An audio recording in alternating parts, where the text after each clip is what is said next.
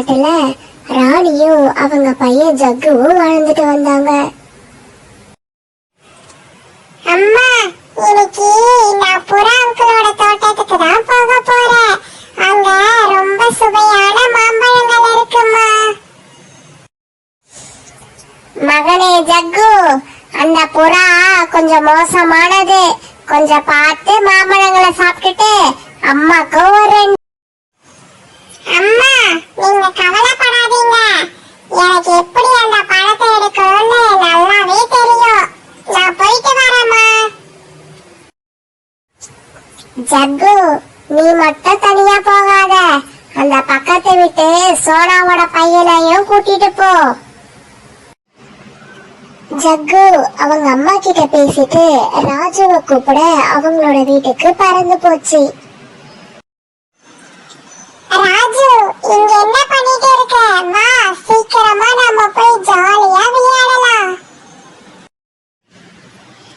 என்ன ஜக்கு, இவ்ளோ அவசரமா வந்து ராஜுவை கூட்டிட்டு எங்க போக போற? சீதா ஆண்டி, வாரத்துல ஒரு நாள் மட்டும் தான் எங்களுக்கு லீவ் விடுறாங்க. அதுலயும் வீட்ல இருந்தா ரொம்ப போர் அடிக்குது ஆண்டி. அதனாலதான் நானும் ராஜுவும் கொஞ்சம் விளையாடலான்ட்டு நான் அவனை கூட்டிட்டு போக வந்தேன். சரி சரி, ரொம்ப தூரமா போயிடாதீங்க. வீட்டு பக்கமாவே விளையாடுங்க, சரியா? அது மட்டும் இல்ல, சாயங்காலம் இருட்டுறதுக்குள்ளேயே வீட்டுக்கு வந்துடணும், புரிஞ்சுதா? சரிம்மா, நாங்க தூரமெல்லாம் போக மாட்டோம். இங்கேதான் அந்த நதிக்கரை கிட்ட தான் விளையாடிட்டு இருப்போம்மா.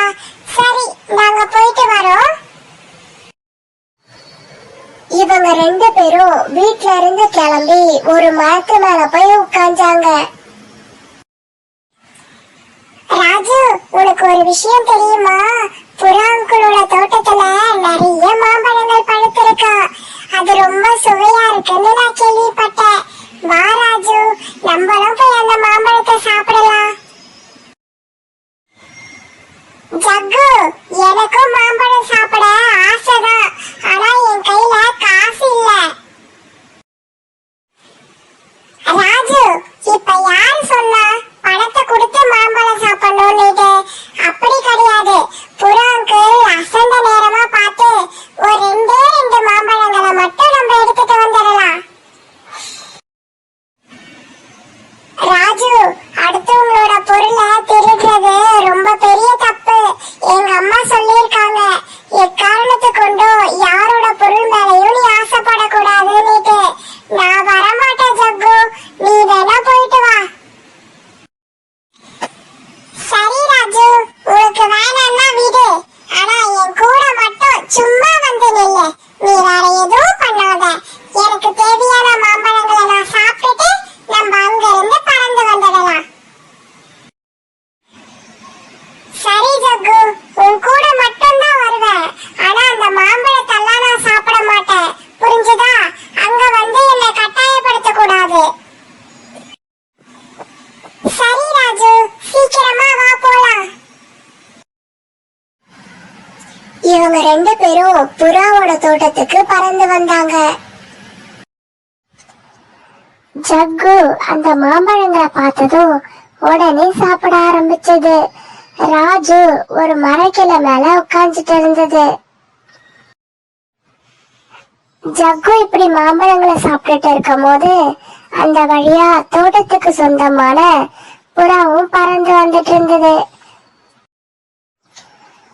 புறா வரத பார்த்ததும் உடனே ஜக்கு பறக்க ஆரம்பிச்சது. பாவம், ராஜு மட்டும் எதுவுமே புரியாம அங்கே உட்கார்ந்துட்டு இருந்தது.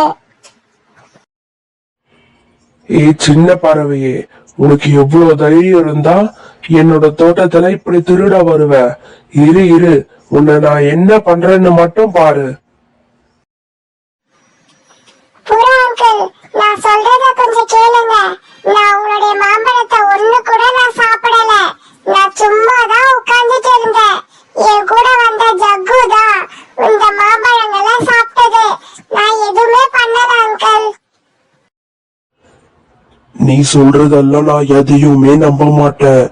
ஒழுங்கு மரியாதையா என் கூட வா, உனக்கு சரியான தண்டனையே நான் தரேன். அந்த புறா இப்படி கோவமா பேசிட்டு ராஜுவ ஒரு மரத்துல கட்டி போட்டுச்சு. ஜக்கு இங்க நடந்தத எல்லா விஷயத்தையும் பார்த்துட்டு உடனே ராஜுவோட அம்மா கிட்ட பறந்து போச்சு.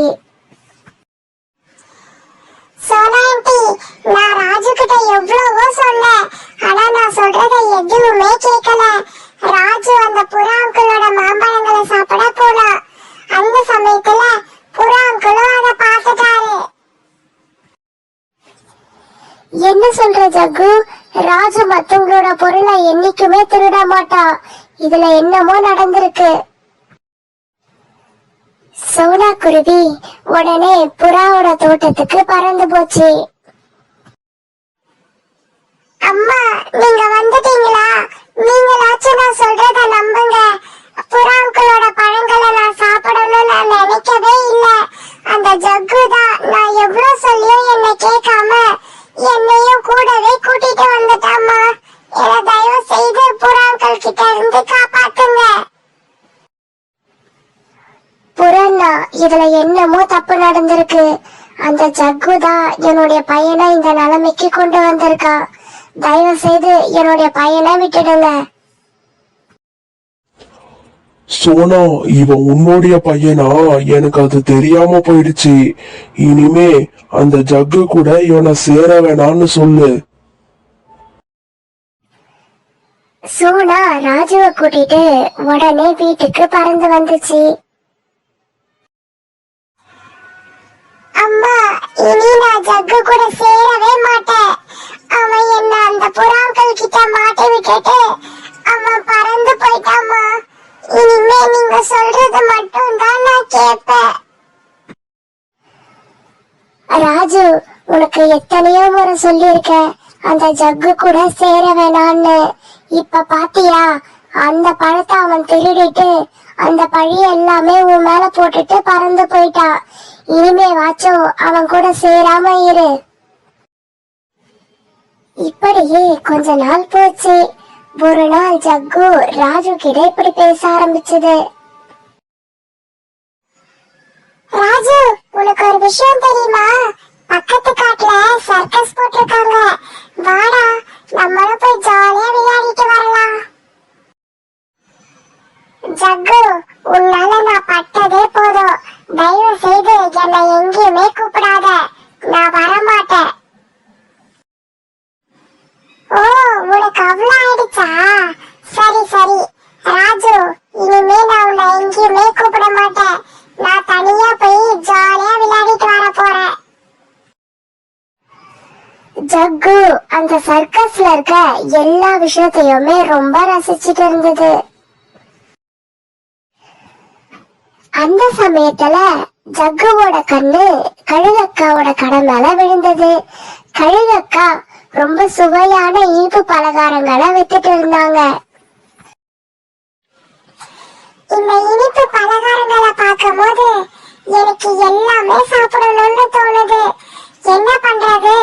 நம்ம வேலைய யாருக்கும் தெரியாம பாத்துட வேண்டியதா. ஜக்கு நினைச்ச மாதிரியே கழுகக்கா அசந்த நேரமா பார்த்து அங்க இருந்த 2 லட்டுகளை எடுத்துட்டு உடனே அந்த இடத்தை விட்டு பறந்து போயிடுச்சு. ஆஹா, ரொம்ப அற்புதமா இருக்கே. இப்படின்னு தெரிஞ்சிருந்தா இன்னும் 2 லட்டு சேர்த்து எடுத்துட்டு வந்திருக்கலாம். இப்ப மட்டும் இல்ல, திரும்பவும் போயிட்டு ஒரு 4 லட்டை எடுத்துட்டு வந்துடலாம். ஜக்கு கழுகக்கா பார்க்காத நேரமா பார்த்து அந்த 2 லட்டுகளை எடுக்க பார்த்தது. அந்த சமயத்துல கழுகக்கா ஜக்கு திருடுறத கவனிச்சதும் உடனே கோவம் வந்துடுச்சு.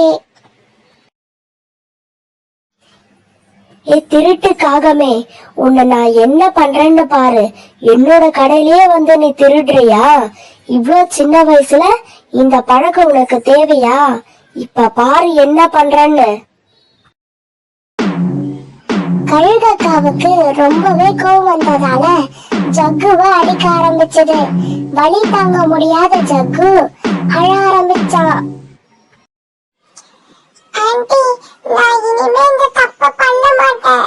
என்ன மன்னிச்சிடுங்க, என்ன மன்னிச்சிடுங்க. எக்காரணத்தை கொண்டு நான் யாரோட பொருளுமே நீ திருட மாட்டேன். ஜக்கு இப்படி சொல்லிட்டு அந்த இடத்துல இருந்து பறந்து போயிடுச்சு.